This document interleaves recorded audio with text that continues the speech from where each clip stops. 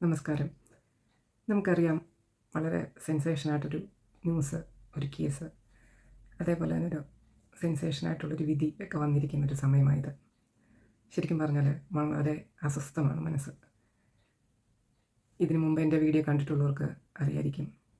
ഞാനിങ്ങനെ ഈ രീതിയിലൊരു വീഡിയോ ചെയ്യുന്ന ആളൊന്നുമല്ല.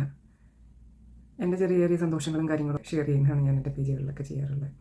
അങ്ങനെയൊക്കെയാണ് ഈ ചാനലും കൂടുതലുള്ള വീഡിയോകളൊക്കെ. പിന്നെ ചില സമയത്ത് ഇതേപോലെ ചില ന്യൂസുകൾ നമുക്ക് വളരെയധികം അസ്വസ്ഥമാക്കുന്ന തരത്തിലുള്ള കാണുമ്പോൾ അങ്ങനെയുള്ള എൻ്റെ ചിന്തകൾ, അതേപോലെയുള്ള എൻ്റെ അഭിപ്രായങ്ങളൊക്കെ ഞാൻ ഇതുപോലെ പറഞ്ഞിട്ടുണ്ട് 1-2 വീഡിയോകളിലൊക്കെ. അതേപോലെ ശരിക്കും മനസ്സ് വളരെയധികം ദുഃഖമായിരിക്കുന്നൊരു സമയമാണ്. നമുക്കറിയില്ലേ, എല്ലാ സജ്ജീകരണങ്ങളും എല്ലാ തരത്തിലുള്ള ആധുനിക സാങ്കേതിക വിദ്യകളും ഒക്കെ നിറഞ്ഞൊരു സ്ഥലമാണ് നമ്മുടേത്. അതേപോലെ ഒരു ചുറ്റുപാടിലാണ് നമ്മളെല്ലാവരും ജീവിക്കുന്നത്.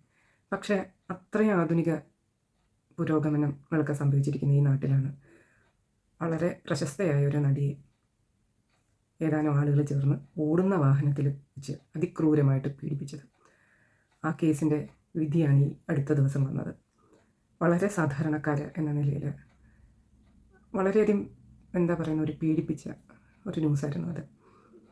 നമ്മുടെ ഈ പൊതുനിരത്തിൽ ഓടിക്കൊണ്ടിരിക്കുന്ന ഒരു വണ്ടിയിൽ വെച്ച് സംഭവിച്ചതാണത്. നാളെ ആർക്ക് വേണമെങ്കിലും അതുപോലെ ഒരു സന്ദർഭം ഉണ്ടായേക്കാം. അത്തരത്തിൽ വളരെ അപകടകരമായ അതിക്രൂരമായ ഒരു പീഡനം നടന്നതാണ്. അപ്പോൾ അതിൻ്റെ വിധി എല്ലാവരും ഉറ്റുനോക്കിയ വിധി തന്നെയായിരുന്നു.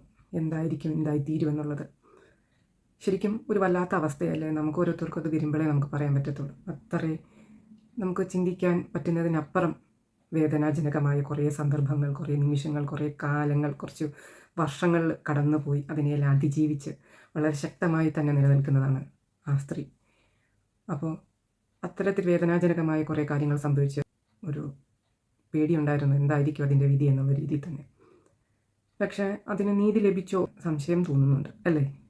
ഉണ്ട്. സാധാരണക്കാരനായ ഏതൊരു വ്യക്തിക്കും സംശയം തോന്നും. അതേ രീതിയിലാണ് അതിൻ്റെ വിധി വന്നിരിക്കുന്നത്. ആദ്യത്തെ ഒരു 6 പ്രതികൾക്കാണ് ആ ശിക്ഷ ലഭിച്ചിരിക്കുന്നത്. ആ ശിക്ഷ തന്നെയും അവരുടെ പ്രായം കണക്കിലെടുത്ത് ഇളവ് കൊടുത്തു എന്ന രീതിയിലാണ് ആ ശിക്ഷ വന്നിരിക്കുന്നത്. അപ്പോൾ ഒന്ന് സംശയം തോന്നുന്ന ഒരു കാര്യം, ഏകദേശം 8 വർഷത്തോളം എടുത്തു ഈ കേസിൻ്റെ വിധി വരാൻ.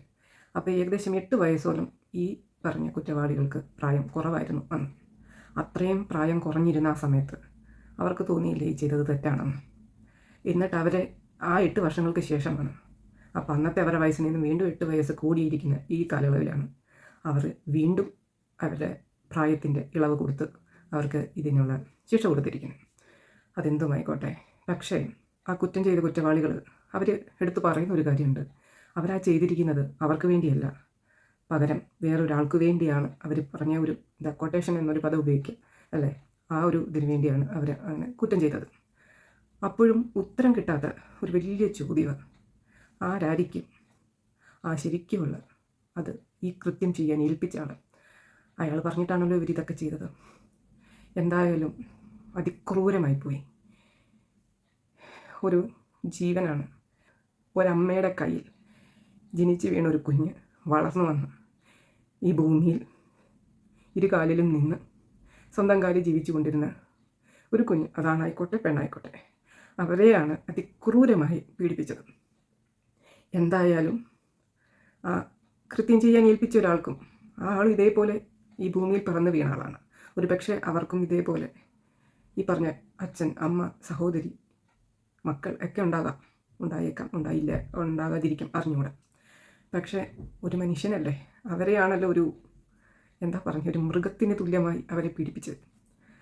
പക്ഷേ ഇപ്പോഴും ഉത്തരം കിട്ടാത്തൊരു ചോദ്യമാണ്, ആരാണത് ചെയ്തത് എന്നുള്ളത്. അതിനുത്തരം ലഭിക്കാതെ ആ പെൺകുട്ടിക്ക് നീതി ലഭിച്ചോ, നീതി ലഭിക്കുന്നുണ്ടോ എന്നൊരു സംശയം ഏറ്റവും വലുതായി കാണപ്പെടുന്നുണ്ട്. ഒന്നേ പറയാനുള്ളൂ, പെണ്ണെ, നീ തീയാവുക, നീ കാട്ടുതീയാവുക. നിൻ്റെ തീ ആളിക്കത്തട്ടെ. ആ തീയിൽ വെന്തുരുകട്ടെ എല്ലാ മൂടുപടങ്ങളും, വെണ്ണീറാകട്ടെ എല്ലാ മൂടുപടങ്ങളും. ഈ ഭൂമിയിൽ സ്ത്രീയായിട്ട് ഇരിക്കുന്ന ഓരോ വ്യക്തികളെയും അവരുടെ മനസ്സിൽ തട്ടിക്കൊണ്ടുള്ള ഓരോ കാര്യങ്ങളാണ് നാളെ എന്ത് എന്നുള്ളൊരു നേർക്കാഴ്ചകളാണ് നമുക്കിതിൻ്റെയൊക്കെ ഉത്തരങ്ങൾ തരുന്നത്. വളരെയധികം സങ്കടം തോന്നി. അതുകൊണ്ടാണ് ഇങ്ങനെ ഒരു വീഡിയോ ചെയ്തത്. നമസ്കാരം.